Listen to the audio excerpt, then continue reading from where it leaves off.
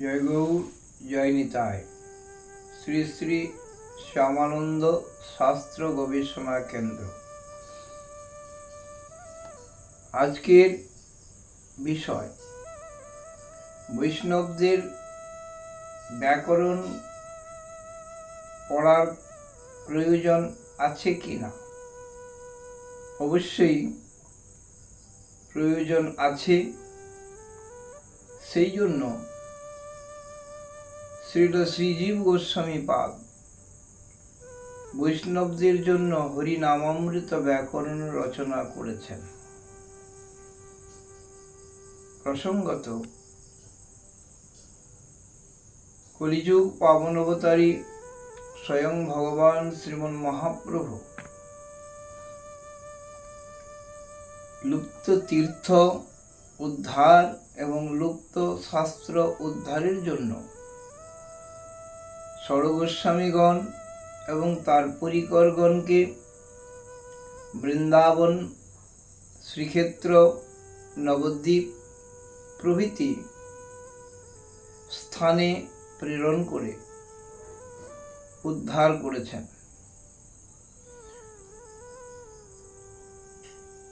দেবভাষা সংস্কৃত এবং সমগ্র বিশ্ব ভাষা সংস্কৃত এবং তৎকালীন সমগ্র ভারতবর্ষে সংস্কৃতেরই প্রাধান্য। সেই কারণে গোস্বামীগণ অধিকাংশই সংস্কৃত ভাষায়, সংস্কৃত পদ্যে ছন্দে শাস্ত্র বর্ণনা করেন। 18 পুরাণ, মহাভারত, রামায়ণ আদি শাস্ত্র পূর্ব হতেই সংস্কৃতে লিখিত। তাই সংস্কৃত জানা খুব আবশ্যক এবং প্রয়োজনীয় হয়ে পড়ে। সংস্কৃত না জানলে শাস্ত্রের মর্মার্থ উপলব্ধি করা খুব কঠিন, সুদূর পরাহত। যদিও অনুবাদ পড়ে অনেকে শাস্ত্রের অর্থ বোঝার চেষ্টা করেন, বোঝেন। অনুবাদ পড়লে অনুবাদকারীর যে 4 প্রকার দোষ থাকে, ভ্রম, প্রমাদ, বিপ্রলিপ্সা, করণা, পাঠক, এই দোষে দুষ্ট তার অনুবাদ সঠিক অর্থবোধে বাধক হয়। তাই শাস্ত্র সঠিক সিদ্ধান্ত বুঝতে গেলে সংস্কৃত জ্ঞানের আবশ্যক। সংস্কৃত জ্ঞান অর্জন করতে গেলে ব্যাকরণ শাস্ত্র অধ্যয়ন করার খুব প্রয়োজন। কিন্তু বৈষ্ণবদের জীবাতু হরিনাম ভজন। বৈষ্ণবরা বিনা ভজনে এক মুহূর্ত কালও অতিবাহিত করতে চান না, করা উচিতও নয়। তাহলে বৈষ্ণবদের সংস্কৃত জ্ঞান এবং ভজন কিভাবে একই সঙ্গে সম্ভব হয়, সেই জন্য কলিযুগ পাবন অবতারী শ্রীমন মহাপ্রভু তিনি সনাতন গোস্বামী পাদকে আদেশ করেন। সনাতন গোস্বামী পাদ একটি লঘু আকারে ব্যাকরণ তৈরি করে জীব গোস্বামীকে দেন। জীব গোস্বামী পাদ সম্পূর্ণ ব্যাকরণ শাস্ত্র রচনা করেন। তৎকালীন বিশিষ্ট অধ্যাপক জীব গোস্বামী পাদ তিনি হরিনামামৃত ব্যাকরণ রচনা করেছেন, যার প্রতিটি অধ্যায়ে হরিনাম সম্বলিত ব্যাকরণ তিনি বৈষ্ণবদের জন্য রচনা করে দিয়েছেন।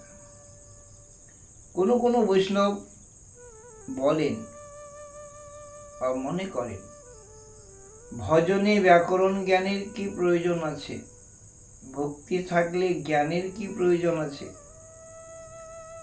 তবে জ্ঞানী ভক্তি, যখন জ্ঞান ঘনত্ব রূপ লাভ করে তখনই ভক্তির উদয় হয়। যেমন উদাহরণ দিয়েছেন সিদ্ধান্ত রত্ন গ্রন্থে বলদেব বিদ্যাভূষণ পাল, কৌরব বিশেষে পাণ্ডব শব্দবৎ, অর্থাৎ জ্ঞানী যখন ঘনত্ব হয় তখন ভক্তি হয়। জ্ঞান আর ভক্তি আলাদা বস্তু নয়। তবে কোনো কোনো মহাত্মাদের জীবনেতে দেখা যায় তারা বিদ্যালয়েও গমন করেন নাই, পড়াশোনাও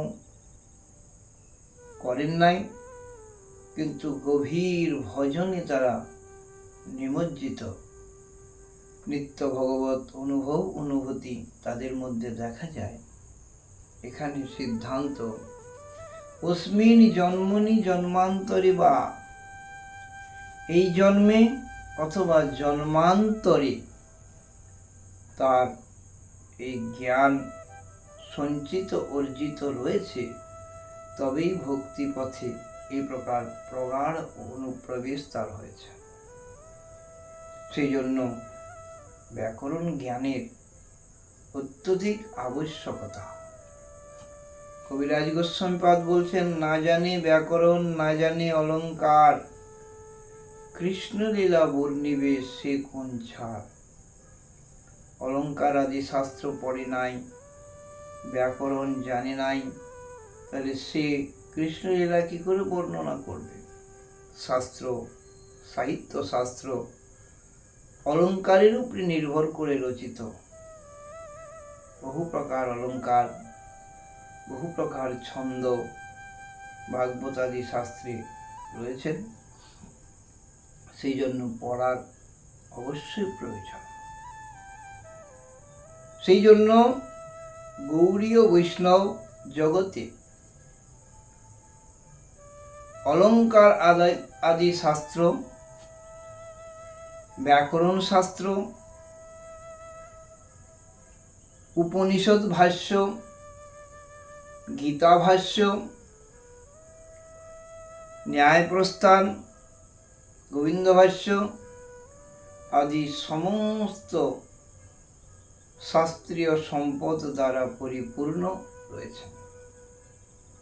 শ্রীমন মহাপ্রভুর কৃপা পুষ্ট গৌড়ীয় বৈষ্ণবদের অন্য কোথাও যাওয়ার প্রয়োজন নাই, স্বয়ং সম্পূর্ণ এই সম্প্রদায়।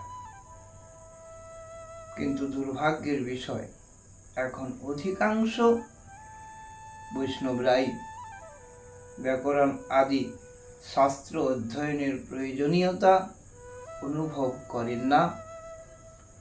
তারা মনে করেন এইভাবেই জীবনযাপন করাই বৈষ্ণব জীবন।